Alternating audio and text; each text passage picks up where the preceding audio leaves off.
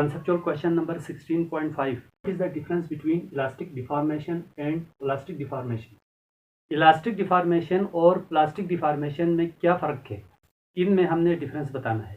Elastic deformation और plastic deformation, इसको समझने से पहले हम यहाँ पर जो फिगर में इस ग्राफ को ज़रा हम एक्सप्लेन करेंगे। ग्राफ को एक्सप्लेन करेंगे तो आपको ज़्यादा आसानी के साथ आपको चीज़ें समझ आएंगी। स्ट्रेस और स्ट्रेन आप पढ़ चुके हैं। Stress applied force, strain applied force की वजह से जो बॉडी के अंदर तब्दीली आती है लेंथ, वॉल्यूम या शेप में, उसको हम स्ट्रेन कहते हैं। मैं स्प्रिंग का एग्जांपल ले लेता हूँ। स्ट्रेस और स्ट्रेन के दरमियान हमने ग्राफ ड्रा किया है। तो इनिशियली स्ट्रेस और स्ट्रेन डायरेक्टली प्रोपोर्शनल है। तो ये स्ट्रेट लाइन बनी है, देखो यहाँ से ओ से ए तक स्ट्रेस और स्ट्रेन डायरेक्टली प्रोपोर्शनल है। स्ट्रेट लाइन हमारे पास आई है। पॉइंट ए को हम कहते हैं लिमिट ऑफ प्रोपोर्शनलिटी। ओ से ए तक डायरेक्टली प्रोपोर्शनल का मतलब है जिस रेशियो से हम स्ट्रेस को बढ़ा रहे हैं उसी रेशियो के साथ स्ट्रेन बढ़ेगा। ओ से ए तक मीन्स जैसा कि हम इस स्प्रिंग को खींचते हैं, इस स्प्रिंग को खींच के हम छोड़ेंगे यहाँ पर ऐसे। अब देखो इसके अंदर स्ट्रेच आ गई है, तो ये एक खास लिमिट के अंदर हम खींच के छोड़ेंगे तो ये वापस ओरिजिनल पोजीशन में आ जाती है। अगर आप ज़्यादा खींचेंगे तो क्या होगा, ये स्ट्रेट लाइन बनेगी। जब ये स्ट्रेट लाइन बनेगी तो ये वापस ओरिजिनल पोजीशन में नहीं आएगी। सो यहाँ पर ये जो पॉइंट ओ से ए तक हमने एक लिमिट के अंदर हमने फोर्स लगाई है। लिमिट के अंदर फोर्स लगाने के बाद हम उस फोर्स को रिमूव करेंगे तो ये जो स्प्रिंग है वापस ओरिजिनल पोजीशन में आ जाती है। ये अपनी शेप को रिगेन करती है। अब पॉइंट ए के बाद भी पॉइंट बी तक जब हम इसको मज़ीद खींचें तो क्या होगा, इसको हम मज़ीद खींचेंगे तो कुछ हम इसको थोड़ा सा दोबारा हम बना देते हैं। ये देखो यहाँ पे हमने इस स्प्रिंग को खींचा है, यानी कि पॉइंट ओ से तक मैं शो कर रहा हूँ। जिस रेशियो हम स्ट्रेस को बढ़ा रहे हैं उसी रेशियो से स्ट्रेन पैदा हो रहा है, इसके अंदर तब्दीली आ गई है। तो हम इसको एक्सटर्नल फोर्स को रिमूव करेंगे तो वापस ये ओरिजिनल पोजीशन में आएंगे। अब पॉइंट ए को हम लिमिट ऑफ प्रोपोर्शनलिटी कहते हैं। पॉइंट ओ से तक बिल्कुल स्ट्रेट लाइन है, लेकिन पॉइंट ए के बाद थोड़ा सा कर्व की शेप इख्तियार कर लिया है इसने, ग्राफ ने, पॉइंट बी तक। अब आपने क्या करना है, अब आपने इस स्प्रिंग को मजीद खींच के लेके जाना है, थोड़ा सा और एक्सपेंड करना है। अब देखो इसको मजीद एक्सपेंड करेंगे तो क्या होगा, पॉइंट ए से बी तक थोड़ा सा स्ट्रेस बढ़ाएंगे तो स्ट्रेन में ज़्यादा तब्दीली, ज़्यादा स्ट्रेन पैदा होगा। तो पॉइंट ए से बी तक, पॉइंट ए से बी तक भी, पॉइंट बी तक भी ये स्प्रिंग वापस ओरिजिनल शेप को रिगेन करती है। लेकिन ए से बी तक देखो थोड़ा सा कर्व आ गया, तो ये जो पॉइंट बी है इसको हम कहते हैं इलास्टिक लिमिट।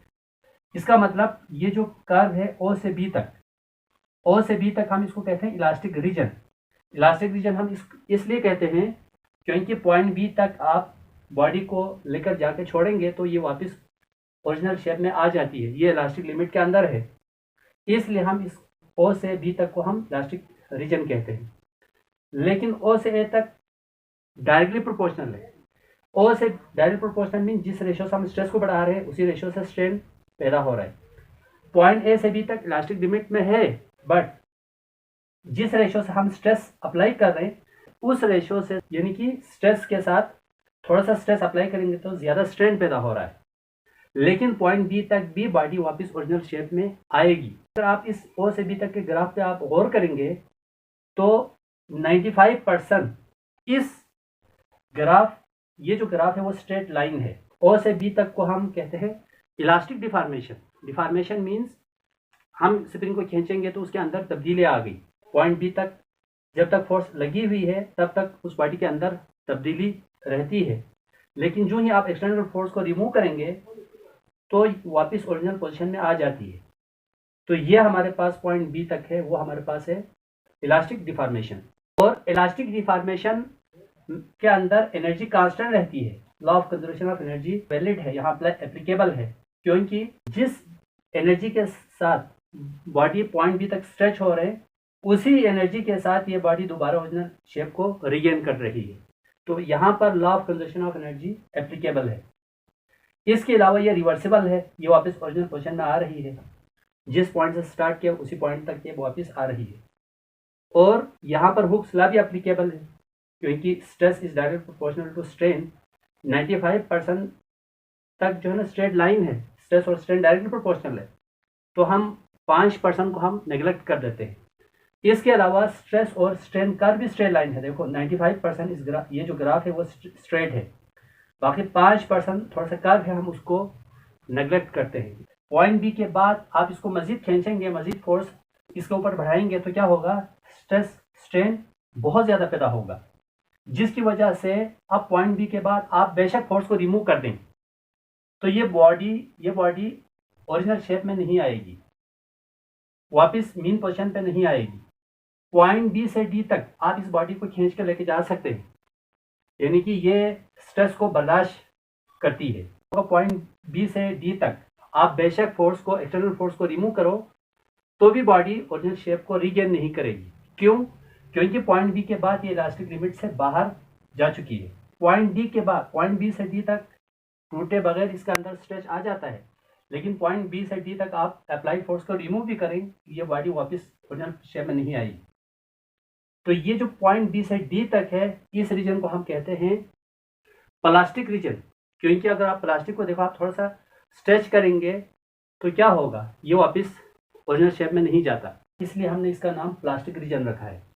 तो बी से डी तक प्लास्टिक रीजन कहलाता है, क्योंकि एक्सटर्नल फोर्स को रिमूव करेंगे भी तो भी बॉडी वापस ओरिजिनल शेप में नहीं जाती। बी से डी तक के अंदर भी जब स्ट्रेस बढ़ा रहे हैं तो बॉडी के अंदर स्ट्रेन ज़्यादा पैदा हो रही है, उसके अंदर ज़्यादा तब्दीली आ रही है। उस तब्दीली को हम कहते हैं प्लास्टिक डिफॉर्मेशन। प्लास्टिक डिफॉर्मेशन में एनर्जी लूज होती है, यहाँ पर law of conservation of energy hold नहीं करेगा। बी से डी तक हुक्स लॉ भी फॉलो नहीं होगा, क्योंकि बी से डी तक भी स्ट्रेस और स्ट्रेन डायरेक्टली प्रोपोर्शनल नहीं है। इसके अलावा ये जो ग्राफ है, देखो स्ट्रेस और स्ट्रेन जो ग्राफ है या कर्व है वो स्ट्रेट लाइन नहीं है, ये कर्व की फॉर्म में। Conceptual question number 16.6, differentiate between diamagnetic, paramagnetic and ferromagnetic materials with suitable examples. Diamagnetic, paramagnetic और फेरोमैग्नेटिक मटेरियल्स या सब्सटेंस के दरमियान हमने फ़र्क बताना है, हमने इन तीनों के अंदर डिफरेंशिएट करना है। हम जानते हैं मैटर के अंदर एटम्स एंड मॉलिक्यूल्स होते हैं। एटम्स और मॉलिक्यूल्स इलेक्ट्रॉन, प्रोटॉन, न्यूट्रॉन से मिलकर बने होते हैं। प्रोटॉन न्यूक्लियस के अंदर वाइब्रेट कर सकता है, इलेक्ट्रॉन जो है ना वो ऑर्बिट के अंदर स्पिन मोशन भी करता है और सर्कुलर मोशन भी करता है। हम ये भी जानते हैं कि चार्ज के मोशन से करंट बनता है, करंट के फ्लो से मैग्नेटिक फील्ड बनता है या मैग्नेट वो बन जाता है, मैग्नेटिक फील्ड बनता है। इधर भी यही प्रोसेस होगा। एक मटेरियल के अंदर जो इलेक्ट्रॉन है, हमें पता है रैंडम मोशन करता है, एटम्स फिक्स है, ये वाइब्रेट कर सकता है, बाकी इलेक्ट्रॉन आगे जाकर एटम के साथ टकरा के ये बाउंसिंग बैक होता है, क्योंकि फ्री इलेक्ट्रॉन के अंदर इतनी एनर्जी नहीं होती। सो इलेक्ट्रॉन आगे जाता है, फ्री इलेक्ट्रॉन, फिर वो एटम से टकराकर या मटेरियल के वॉल से टकरा के बाउंसिंग बैक होता है। इस तरह से वो रैंडम मोशन करता है। लेकिन इंडिविजुअल इलेक्ट्रॉन को आप ले लें, उसके पास मैग्नेटिक फील्ड मौजूद है या मैग्नेटिक मूवमेंट है, लेकिन अगर इस मटेरियल के अंदर तमाम इलेक्ट्रॉन के मैग्नेटिक फील्ड या मैग्नेटिक मूवमेंट या मैग्नेटिक डायपोल मूवमेंट को हम एड अप करें, हम इन सब को जोड़ दें, तो क्या होगा, हमारे पास जो नेट मैग्नेटिक फील्ड है वो हमारे पास ज़ीरो आएगा। अगर ऐसे मटेरियल जिनके अंदर तमाम इलेक्ट्रॉन की जो मैग्नेटिक फील्ड है उनका हम सम करेंगे, उन सबको ऐड करेंगे, जोड़ेंगे, तो उनका नेट मैग्नेटिक फील्ड या नेट मैग्नेटिक मूवमेंट या डायपोल मूवमेंट ज़ीरो आ जाए, तो उस वक़्त हम उन मटेरियल्स को डायमैग्नेटिक मटेरियल्स या सब्सटेंस कहते हैं। इलेक्ट्रॉन का जो नेट मैग्नेटिक फील्ड वो ज़ीरो क्यों आता है? वो इसलिए आता है क्योंकि हम जानते हैं ये जो इलेक्ट्रॉन है वो रैंडम मोशन कर रहा है, और रैंडम मोशन करने की वजह से डिफरेंट डायरेक्शन में मैग्नेटिक फील्ड क्रिएट हो रही है। अगर इस डायरेक्शन में अगर +1 मैग्नेटिक फील्ड है तो इस डायरेक्शन में -1 मैग्नेटिक फील्ड है, +1 -1 ऐड होगा तो वो ज़ीरो हो जाएगा। सिमिलरली नॉर्थ पोल की तरफ अगर 3 है तो साउथ पोल की तरफ कितना होगा, -3 होगा, तो वो दोनों एड अप होंगे तो वो आपस में कैंसिल हो जाएंगे। इस तरह से डायमैग्नेटिक मटेरियल के इलेक्ट्रॉन के नेट मैग्नेटिक फील्ड 0 होती है। डायमैग्नेटिक सब्सटेंस के जो एग्जांपल है हमारे पास है कॉपर है, वाटर है, एंटीमनी एक्सेट्रा। एक तो रीज़न मैंने आपको बता दिया कि सिर्फ ये जो मैग्नेटिक फील्ड का जो सम है वो 0 होना सिर्फ रीज़न रैंडम मोशन नहीं है, क्योंकि हम जानते हैं हर मैटर के अंदर एटम रैंडम मोशन में है। लेकिन रैंडम मोशन के जो अलावा क्या रीज़न है वो हम देख लेते हैं। उसको देखने से पहले हमें 2 टर्म्स हमें समझना होगा। एक हमारे पास है मैग्नेटिक ससेप्टेबिलिटी और दूसरा है रिलेटिव परमेबिलिटी।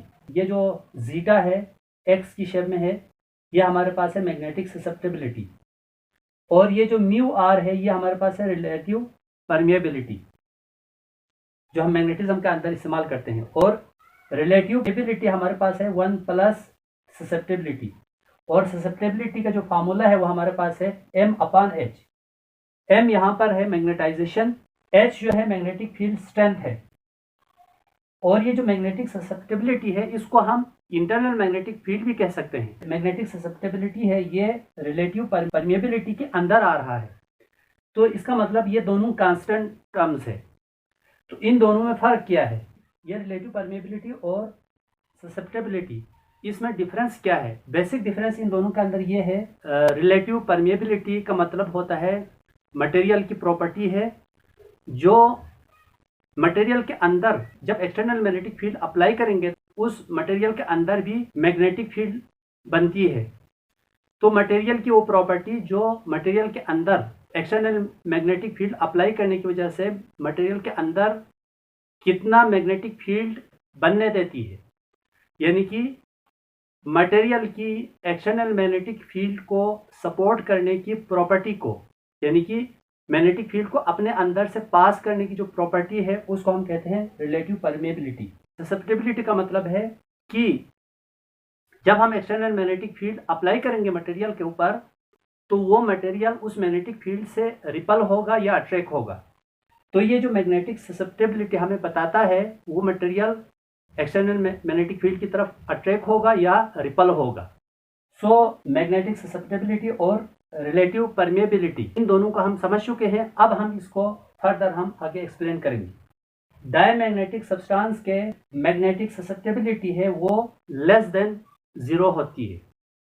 तो इसका मतलब क्या है? इसका मतलब ये है कि इसकी वैल्यू हमेशा नेगेटिव में होगी। जब इसकी वैल्यू नेगेटिव में होगी, डायमैग्नेटिक मटेरियल है वो एक्सटर्नल मैग्नेटिक फील्ड को रिपल करेगा, यानी कि मैग्नेटिक फील्ड से एक्सटर्नल मैग्नेटिक फील्ड से ये दूर भागेगा, क्योंकि मैग्नेटिक ससेप्टेबिलिटी की वैल्यू नेगेटिव में है। तो ये मटेरियल हमेशा स्ट्रॉन्ग फील्ड से वीक फील्ड की तरफ मूव करेंगे। Strong field to weak field हमने कहा है, तो इसका मतलब ये जो एक्सटर्नल फील्ड अप्लाई किया है वो वेरिएबल होना चाहिए। Strong field to weak field, कुछ जगहों पे फील्ड स्ट्रॉन्ग है, कुछ जगहों पे फील्ड वीक है, तो इसका मतलब हर जगह फील्ड यूनिफॉर्म नहीं है। यहाँ पर अक्सर पेपर के अंदर आता है uniform magnetic field, non uniform magnetic field. तो नॉन यूनिफॉर्म मैग्नेटिक फील्ड में डायमैग्नेटिक मटेरियल या डायमैग्नेटिक सब्सटेंसेस स्ट्रॉन्ग फील्ड से वीक फील्ड की तरफ मूव करते हैं। पैरामैग्नेटिक सब्सटेंस या पैरामैग्नेटिक मटेरियल्स, इसके अंदर जो इलेक्ट्रॉन की जो स्पिन और ऑर्बिटल मोशन की वजह से जो मैग्नेटिक फील्ड बन रही है उनका जो सम है, उनका जो रिजल्टेंट है वो 0 नहीं होगा एटम का। हाँ, एक छोटे से पोर्शन के अंदर जो इलेक्ट्रॉन है या एक छोटे से वॉल्यूम के अंदर इलेक्ट्रॉन है उनकी मैग्नेटिक फील्ड का सम 0 होगी, लेकिन ओवरऑल एटम के अंदर जो जितने भी इलेक्ट्रॉन्स है उन सब की वजह से जो मैग्नेटिक फील्ड बन रही है उनका सम 0 नहीं होगी। इसका मतलब ये होगा कि पैरामैग्नेटिक मटेरियल के अंदर एटॉमिक डाइपोल बनता है। देखो हम पढ़ चुके हैं डायमैग्नेटिक मटेरियल के अंदर एटॉमिक डाइपोल नहीं बन रहा था। वो सब्सटेंस जिसके अंदर इलेक्ट्रॉन की स्पिन और ऑर्बिटल मोशन की वजह से जो मैग्नेटिक फील्ड पैदा हो रही है उन सब इलेक्ट्रॉन की मैग्नेटिक फील्ड को हम जोड़ेंगे तो उनका जो नेट मैग्नेटिक फील्ड या रिजल्टेंट मैग्नेटिक फील्ड है वो 0 नहीं होगी। उन मटेरियल को हम पैरामैग्नेटिक मटेरियल या पैरामैग्नेटिक सब्सटेंस कहते हैं। इसका मतलब पैरामैग्नेटिक सब्सटेंस के अंदर एटॉमिक डाइपोल बनेगा। पोटाशियम है, सोडियम वगैरह पैरामैग्नेटिक सब्सटेंस के एग्जाम्पल है। और यहाँ पे मैग्नेटिक ससेप्टिबिलिटी वो हमेशा 0 से ग्रेटर होगा। जब मैग्नेटिक ससेप्टिबिलिटी 0 से ग्रेटर होगा तो ये हमेशा पॉजिटिव ही होगा। तो इसका मतलब ये है कि जब एक्सटर्नल मैग्नेटिक फील्ड में हम ऐसे मटेरियल को रखेंगे तो ये जो मटेरियल है वो वीकली अट्रैक्टेड होगा, यानी कि एक्सटर्नल मैग्नेटिक फील्ड की तरफ अट्रैक्ट होगा ये मटेरियल्स। अगर हम इस टाइप के मटेरियल्स को external non uniform external magnetic field में रखेंगे तो वो हमेशा वीक मैग्नेटिक फील्ड से स्ट्रॉन्ग मैग्नेटिक फील्ड की तरफ मूव करेंगे। मैग्नेटिक ससेप्टिबिलिटी हमने देख लिया वो ग्रेटर देन 0 होता है, जबकि रिलेटिव परमेबिलिटी वो 1 से थोड़ा सा ऊपर होता है, थोड़ा सा ग्रेटर होगा 1 से। तो इसका मतलब ये मैग्नेटिक फील्ड के अंदर वीकली अट्रैक्टेड होगा। फेरोमैग्नेटिक सब्सटेंस या फेरोमैग्नेटिक मटेरियल वो मटेरियल जिसके अंदर तमाम इलेक्ट्रॉन्स के नेट मैग्नेटिक फील्ड 0 नहीं होती, उनको हम फेरोमैग्नेटिक सब्सटेंस भी कहते हैं। अब सवाल ये पैदा होता है कि हमने पैरामैग्नेटिक सब्सटेंस में भी यही कहा था, अब फेरोमैग्नेटिक सब्सटेंस में भी हम यही कह रहे हैं। लेकिन पैरामैग्नेटिक सब्सटेंस और फेरोमैग्नेटिक सब्सटेंस के अंदर सिर्फ एक फ़र्क है, वो हम डायग्राम से समझते हैं। पैरामैग्नेटिक और फेरोमैग्नेटिक सब्सटेंस दोनों के अंदर नेट मैग्नेटिक फील्ड या नेट डाइपोल मोमेंट वो 0 नहीं होता इलेक्ट्रॉन के। लेकिन पैरामैग्नेटिक सब्सटेंस के अंदर ये जो डोमेन्स नहीं होते, जबकि फेरोमैग्नेटिक सब्सटेंस के अंदर छोटे छोटे डोमेन्स होते हैं। ये डोमेन्स का मतलब ये होता है कुछ, अब देखो ये जो पोर्शन है इसके अंदर तमाम जो डाइपोल है उसकी डायरेक्शन डाउनवर्ड है। तो इस डोमेन के अंदर, इस रीजन के अंदर तमाम डाइपोल की जो डायरेक्शन है वो लेफ्ट साइड पे है और ये राइट साइड पे है। और ये दोबारा क्या है हमारे पास, सपोज ये मैं लिख देता हूँ, ये अपवर्ड है। यहाँ पर इस रीजन में तमाम इलेक्ट्रिक डाइपोल की जो डायरेक्शन है वो अपवर्ड है। तो ये एक डोमेन है, ये एक डोमेन है, ये एक डोमेन है, ये एक डोमेन है। हर डोमेन का अपना अपना मैग्नेटिक फील्ड है। यहाँ पर जब हम एक्सटर्नल मैग्नेटिक फील्ड अप्लाई करेंगे तो क्या होगा, वो जो डोमेन है वो बढ़ने लगता है। जिस डोमेन, अभी सपोज मैं अगर मैग्नेटिक फील्ड अप्लाई करूंगा इस डायरेक्शन में, देखो ये लेफ्ट टू राइट मैंने magnetic field, external magnetic field मैंने अप्लाई किया, तो क्या हुआ, अब इन चारों डोमेन के ऊपर आप गौर करें तो ये जो डोमेन, ये वाला जो डोमेन है इसके अंदर magnetic dipole external magnetic dipole को सपोर्ट कर रहा है। तो इसका मतलब ये जो डोमेन है वो बढ़ता जाएगा, क्योंकि ये जो डोमेन है इसके अंदर डाइपोल है वो एक्सटर्नल मैग्नेटिक फील्ड को सपोर्ट कर रहे हैं, उसी डायरेक्शन में है। बाकी डोमेन छोटे होते जाएंगे। जो एक्सटर्नल मैग्नेटिक फील्ड को, जो एक्सटर्नल मैग्नेटिक फील्ड को हम बढ़ाते जाएंगे, वैसे वैसे बाकी डोमेन है वो छोटे होते जाएंगे और ये जो डोमेन है वो बढ़ता जाएगा। यानी कि तमाम एटॉमिक डाइपोल मूवमेंट की जो डायरेक्शन है वो राइट से लेफ्ट की तरफ जाएंगे। अगर हम एक्सटर्नल मैग्नेटिक फील्ड को हटा देंगे तो मोस्टली जो फेरोमैग्नेटिक सब्सटेंस है वो परमानेंटली मैग्नेट बन जाता है। लेकिन कुछ ferromagnetic substance external magnetic field को हटाने के बाद दोबारा डीमैग्नेटाइज होता है। जैसा कि स्टील भी फेरोमैग्नेटिक सब्सटेंस है, आयरन भी फेरोमैग्नेटिक सब्सटेंस है। लेकिन एक्सटर्नल मैग्नेटिक फील्ड को रिमूव करेंगे तो स्टील है वो परमानेंट मैग्नेट बन सकता है, बट सॉफ्ट आयरन है वो डीमैग्नेटाइज होता है। सिमिलरली पैरामैग्नेटिक मटेरियल का जो एक्सटर्नल मैग्नेटिक फील्ड को रिमूव करेंगे तो वो दोबारा कंप्लीटली डीमैग्नेटाइज होता है। अब इस केस में मैग्नेटिक ससेप्टिबिलिटी 0 से बहुत बहुत बड़ा है, तो इसका मतलब इसकी वैल्यू हमेशा पॉजिटिव है और इसकी वैल्यू बहुत ज़्यादा है। तकरीबन इसकी वैल्यू 1000 से 1 लाख के बीच में है। इसीलिए ये स्ट्रांगली अट्रैक्ट होता है। ये जो मटेरियल है एक्सटर्नल मैग्नेटिक फील्ड में स्ट्रांगली अट्रैक्ट होता है। रिलेटिव परमिएबिलिटी की जो वैल्यू है वो 1 से ग्रेटर है।